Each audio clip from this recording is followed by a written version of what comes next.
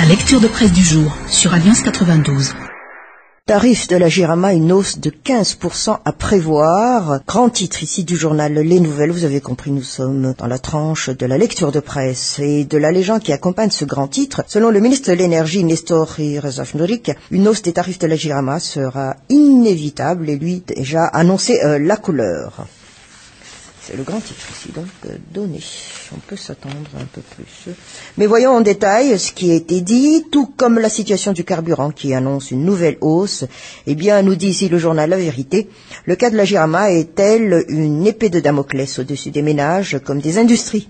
Tout est question de temps. Et puis, jointe au téléphone hier par le journal Les Nouvelles, le ministre de l'Énergie a annoncé, je cite, « La hausse des tarifs de la Jirama est inévitable, seulement cela ne se fera qu'au moment opportun et non dans l'immédiat. » Fin de citation. Mais déjà, eh bien, une hausse de 15% sera à prévoir. Ainsi, il a apporté des explications sur cette hausse bien certaine. L'état de santé de la Jirama n'est pas au beau fixe et cela nécessite une révision des tarifs. Ainsi donc, d'après le calcul, il faudrait au moins 30 à 40% de hausse des tarifs pour pouvoir équilibrer les comptes de la Jirama. Elle se procure d'intrants comme de matières premières et elle subit non seulement donc la dépréciation de l'arrière, mais aussi les augmentations du prix du tarif du baril à l'international. Et lui d'ajouter également donc qu'une hausse ne peut être supportée par la population et la prochaine augmentation, lorsqu'elle aura lieu, sera de l'ordre d'environ de 15%. Cela ne rétablira pas l'équilibre au sein de la caisse de la Jirama, mais au moins contribuera donc à améliorer la situation de la trésorerie. Toujours au ministre de l'Énergie, il nous rapporte ici le journal Les Nouvelles, évoque la pléthore des charges de cette compagnie nationale d'eau et d'électricité, telles que le carburant. À lui seul, ce carburant constitue au minimum 85% des charges. Et aujourd'hui, le fioul et le gazole accusent des hausses respectives de 30 à 50%. Cela ne manquera pas d'avoir des impacts donc sur l'exploitation. Il n'y a pas eu de grands changements quant à la situation critique de la société. Mais toujours de cet article du journal Les Nouvelles, il faudrait néanmoins que la population se prépare à cette hausse qui ne manquera pas d'avoir des répercussions sur son quotidien. Les activités économiques s'en retrouveront impactées, sans parler également des coûts supplémentaires que cela aura sur les prix des produits. Courrier de Madagascar. Itsangana tiwelani QG andrazuel anuananizanef paranchu. Problème des jeunes, l'éducation comme solution. D'après Adjandana Narvel, de grands titres, comme à son habitude, le journal de Courrier de Madagascar. Mais par rapport à l'article qui pourrait nous intéresser aussi et qui mérite d'être partagé à travers le journal Courrier de Madagascar, eh bien, voyons ici alors en page 2, on parle ici de deuxième session ordinaire du Parlement, risque d'un fort taux d'absentéisme. C'est le titre ici donné. Et si on se réfère donc à la Constitution, notamment l'article 84, nous argumente ici Courrier de Madagascar, le Parlement doit se réunir 2 fois par an en session ordinaire. La première ayant débuté le premier mardi du mois de mai, la seconde session s'ouvrira le 3e mardi du mois d'octobre. Et de ce fait, donc, les membres du CST et du CT devront se réunir en session ordinaire à partir de la semaine prochaine, précisément mardi. Toutefois, nous signale ici Courrier de Madagascar, le risque d'un fort taux d'absentéisme n'est pas à écarter durant cette deuxième session ordinaire du Parlement. En effet, non seulement ce sera la dernière réunion à laquelle ces parlementaires désignés de la transition auront à participer, mais le quorum risque surtout de ne pas être atteint à chaque séance du fait que les membres du CT et du CST paraissent actuellement si occupés à suivre les candidats à la présidentielle dans la campagne électorale. Et toujours à Courrier de Madagascar, de nous noter que cette session dite budgétaire est principalement axée sur l'adoption de la loi des finances 2014. Le journal La Vérité, par contre, liste électorale, arrêtage définitif demain. Grand titre ici fourni. Scepticisme autour des élections, des objectifs à éclaircir. C'est le titre fourni ici par le journal La Vérité parmi les articles en page 3. Paradoxalement donc, à la campagne présidentielle et tout le processus électoral qui a le vent en poupe en ce moment, un certain scepticisme est en train de s'instaurer, a détecté ici le journal La Vérité. À vrai dire, ce sont des sceptiques qui tentent actuellement de faire valoir leurs doutes et leurs soucis autour des conditions d'organisation des élections et sur les issues éventuelles de ces dernières. Le moins qu'on puisse dire en la matière est que les prévisions sont bien lugubres, les uns après les autres. Ces détracteurs des élections dressent des tableaux bien sombres de la période post-électorale. Étant donné le contexte, enchaîne encore ici le journal La Vérité, les autres observateurs de la vie politique se demandent à juste titre où veulent-ils en venir avec de tels pronostics qui se veulent de plus en plus menaçants.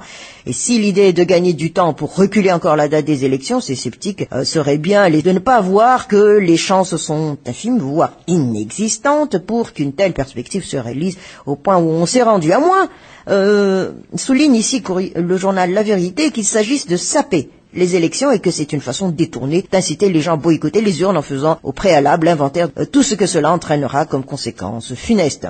Bref, comme nous le dit ici donc le journal La Vérité, quels sont les objectifs réels de ces avertissements en recel? Ceux qui les ont émis ont pris le temps de penser à ce qu'il passerait si les élections devraient encore être reculées? Ont-ils pris la mesure des conséquences que cela aura si leurs sombres prévisions devraient se réaliser, non pas pour eux-mêmes, mais pour la population? Question ici posée en conclusion par le journal La Vérité.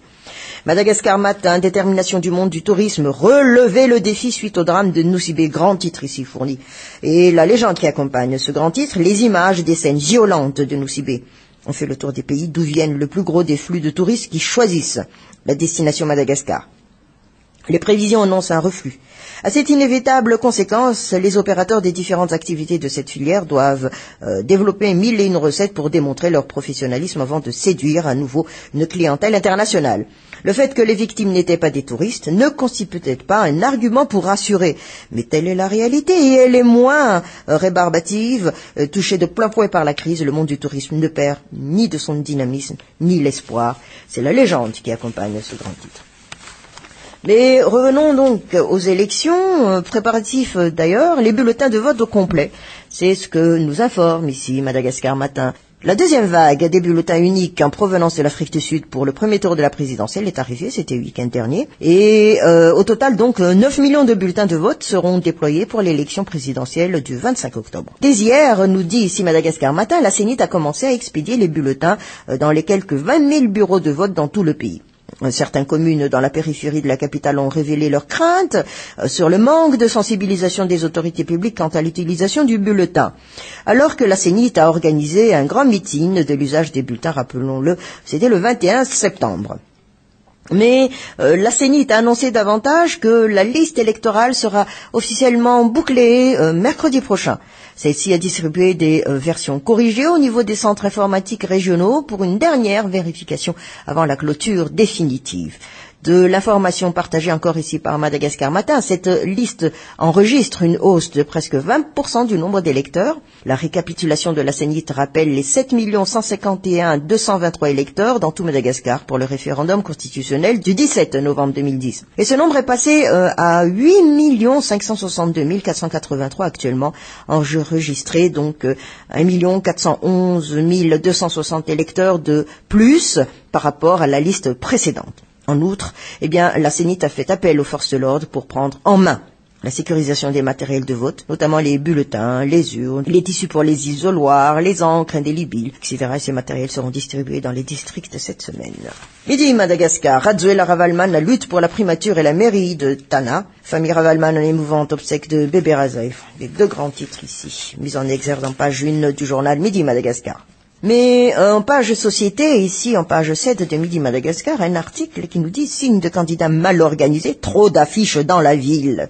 Bien que ce soit une communication de proximité, le fait de mettre des affiches là où il ne le faut pas montre bien que le candidat est mal organisé, nous partage ici Midi Madagascar. Pourtant, pour que tout se passe bien, il faut mettre chaque chose à sa place et une place à chaque chose, la technique efficace en communication. Plus les gens rencontreront les affiches d'un candidat là où ils ne veulent pas, plus ils s'en lasseront rapidement. On a d'ailleurs avancé un spécialiste en communication sur les posters des candidats éparpillés un peu partout. En effet, rien n'est épargné, nous dit Midi Madagascar. Les poteaux de la Jirama, les murs des maisons, les clôtures, les arrêts des taxis B, le tunnel d'Ambouida, Amboudatouf aussi. Les posters des candidats aux présidentielles sont omniprésents seulement à 3 semaines des élections présidentielles. Même la grande cuvette servant de rond-point à Tanmen, nous dit ici Midi Madagascar, est maintenant victime. Il leur suffit seulement d'une petite place. Et hop, on les colle de ces affiches. On peut dire alors que la ville est infestée de posters de ces candidats aux présidentielles, surtout ceux de quelques têtes. Pourtant, la CENIT leur a déjà consacré des panneaux d'affichage qui, ces derniers, n'ont même pas pu tenir plus d'une semaine avant d'être détruits. Nous argumente encore ici Midi Madagascar. Et ces supports visuels collés par-ci par-là font ainsi le malheur des propriétaires des lieux car ils ne sont pas prévus pour cela. Cela fait maintenant 5 fois que j'ai ôté des affiches contre mes murs. Mais tous les matins, j'en trouve toujours de nouveaux.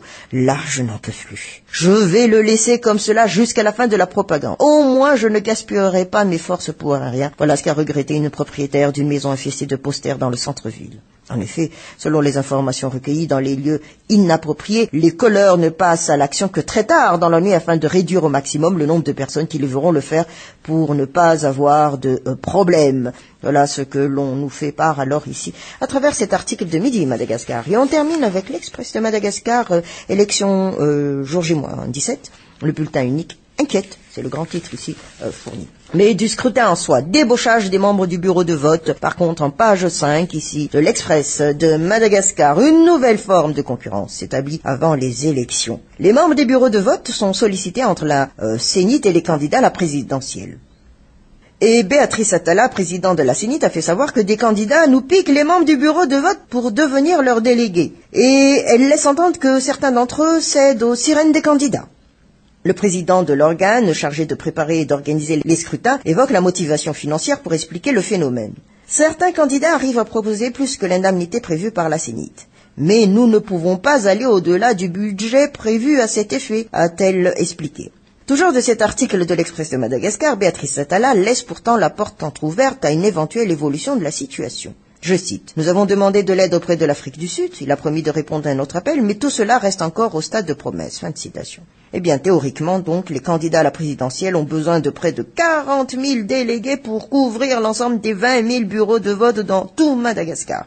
Et à la lumière des premières listes aux législatives affichées à l'Arbi, ils ont du mal à trouver des candidats pour couvrir l'ensemble du territoire et recourir au système de plateforme pour colmater la brèche, à moins de laisser le terrain aux indépendants, entre guillemets. En principe, nous dit ici encore l'Express de Madagascar, les prétendants à la course à la magistrature suprême devraient disposer des candidats à la députation pour prétendre une majorité à l'Assemblée nationale et donc de contrôler les 2 têtes de l'exécutif en cas d'élection.